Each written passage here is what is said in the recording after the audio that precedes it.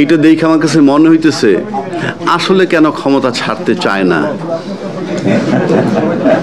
ক্ষমতা না ছাড়তে চাওয়ার মারাত্মক যুক্তি আছে।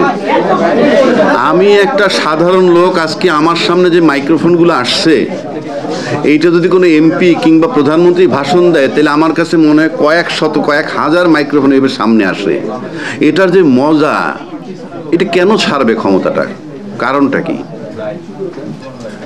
বাংলাদেশে আমি দেখছি যাদের চামড়া লুজ হয়ে যায়, চুল সাদা হয়ে যায়, তাদের মতো ব্যক্তি যখন ক্ষমতায় যায় তখন চুলগুলো কালো হয়, চামড়াগুলো টাইট হয়ে যায়, আর ক্ষমতা থেকে বের হলে 3 দিনের মধ্যে তার চেহারায় ধস নামে।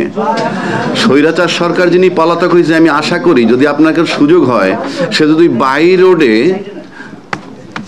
প্রতিবেশী দেশ থেকে ঢাকায় ঢোকে, আমার কাছে মনে হয় না তাকে কেউ চিনবে এবং সে আরামে ঢুকতে পারবে।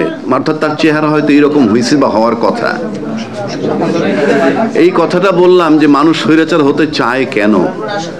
সম্ভবত নিউজিল্যান্ডের প্রাইম মিনিস্টার 2 বার ক্ষমতায় ছিলেন, তারপর উনি ক্ষমতা ছেড়ে চলে গেছেন যে আমি চালাইতে পারবো না, it's a very big responsibility, এবং তারপরে সেটা ছেড়ে সে প্রফেসর হয়ে কলেজে অধ্যাপনা করছেন। আমি বাংলাদেশে আমার গত 53 বছরে শুনি নাই কোনো মন্ত্রী পদত্যাগ করছেন, কোনো প্রধানমন্ত্রী স্বেচ্ছায় নিজের অযোগ্যতার কারণে পদত্যাগ করছেন আমরা দেখিনি। হয় তাদেরকে জনগণ তাড়াইছে, নয়তো আর্মি তাড়াইছে।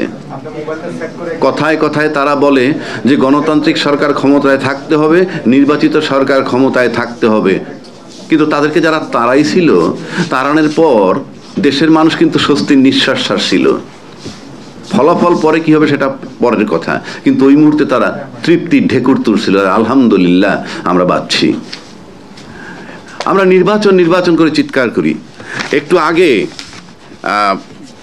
আলাউদ্দিন কামরুল ভাই একটা প্রশ্ন তুলছেন যে সংবিধানে মৌলিক অধিকারের মানে বলতে যা বোঝায় তার ভিতরে নির্বাচনটা আছে কিনা। আমি ওনাকে আশ্বস্ত করছি যে মৌলিক অধিকারের ভিতরে নির্বাচনের কথা বলা নেই। মৌলিক অধিকারের ভিতরে যা বলা আছে আমরা সবাই জানি, চলাফেরার স্বাধীনতা, কথা বলার স্বাধীনতা, আপনার সম্পত্তির স্বাধীনতা, আপনার জানমালের নিরাপত্তা, আপনার চিকিৎসা পাওয়ার, অন্ন বস্ত্র বাসস্থান ইত্যাদি পাওয়ার। এটা ইনশাআল্লাহ তাআলা এগুলো নিয়ে কেউ ভাবে না।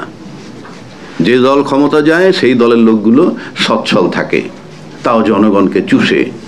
যার লায়ন পার্ট উপর দিকে যায়, উপর দিকে গেলে তারা যখন ব্যাংকে রাখে, সেখান থেকে আবার আবুল বারাকাত, এসালামের মতো লোকেরা হাজার হাজার কোটি টাকা নিয়ে প্রাডো জিপ চালায়, কিছু রাজনীতি ব্যক্তিকেও কিনে ফেলে। দিস ইজ দ্য ক্যারেক্টার আর সিনারি অফ বাংলাদেশ।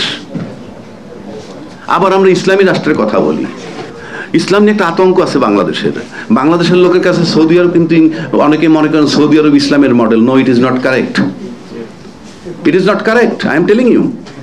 আপনাকে জনগণ, পৃথিবীর যে কোনো সংবিধান জনগণের ইচ্ছায় সংবিধান হবে, সংবিধানের ইচ্ছায় জনগণ নয়। এটা তামাশা না। আপনি যখন ইসলামী রাষ্ট্রের কথা বলবেন